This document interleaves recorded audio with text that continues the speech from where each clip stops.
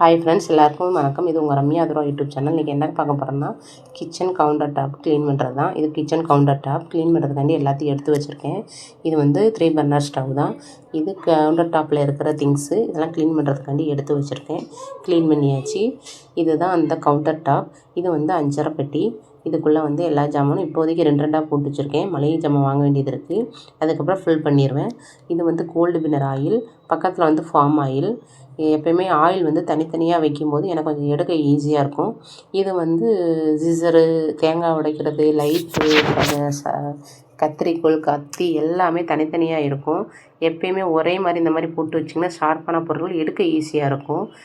அதுக்கப்புறம் ஒரு பவுலில் புளி, அதே மண் பவுலில் வந்து உப்பு போட்டு வச்சுருப்பேன். அந்த பக்கம் லாஸ்ட்டு பார்த்திங்கன்னா கத்தி, சிசரு எடுக்காது ரேராக எடுக்கிறது வச்சுருப்பேன். இது வந்து உப்பு எப்போயுமே பவுலில் தான் போட்டு வச்சுருப்பேன். இதுதான் 3 பர்னர் ஸ்டவ். இது இருக்கனால எனக்கு சமையல் வேலை கொஞ்சம் ஈஸியாக முடிஞ்சிடும். இதுதான் என்னோடய சிங்கிள் கவுண்டர் டாப். எப்படி இருக்குன்னு சொல்லுங்கள். அந்த பக்கம் வந்து கரண்ட் அடுப்பு வரும். அது வந்து க்ளீன் பண்ணுறதுக்காண்டி தனியாக எடுத்து வச்சுருக்கேன். அப்படியே பார்த்தீங்கன்னா நேராக ஒரு ஸ்லாப், 2 ஸ்லாப் குட்டி குட்டியாக வரும்.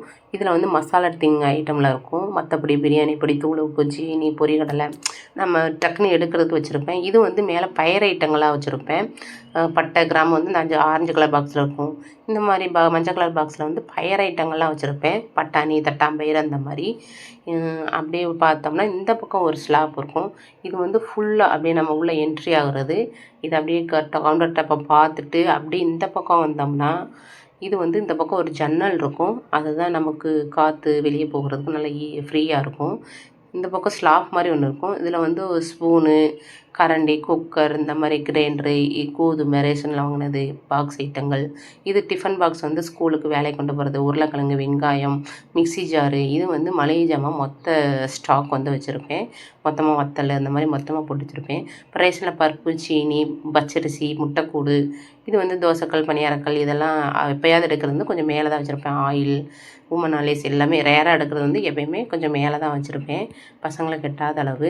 இந்த பக்கம் பார்த்திங்கன்னா ஒரு ட்ரம்மில் எப்போயுமே தண்ணி வச்சுருப்பேன். ஃப்ரிட்ஜு, வாஷிங் மிஷின் வைக்க இடம் இல்லாதனால கிச்சன்லேயே நான் ரெடி பண்ணியிருக்கோம். அந்த பக்கம் கொஞ்சம் உள்ளே போனீங்கன்னா நமக்கு பாத்திரம் க்ளீன் பண்ணுறதுக்கு என்னென்ன தேவையோ அதெல்லாம் கொஞ்சம் நான் வச்சுருப்பேன். மணி பிளான்ட் வந்து சின்னதாக வச்சுருக்கேன்.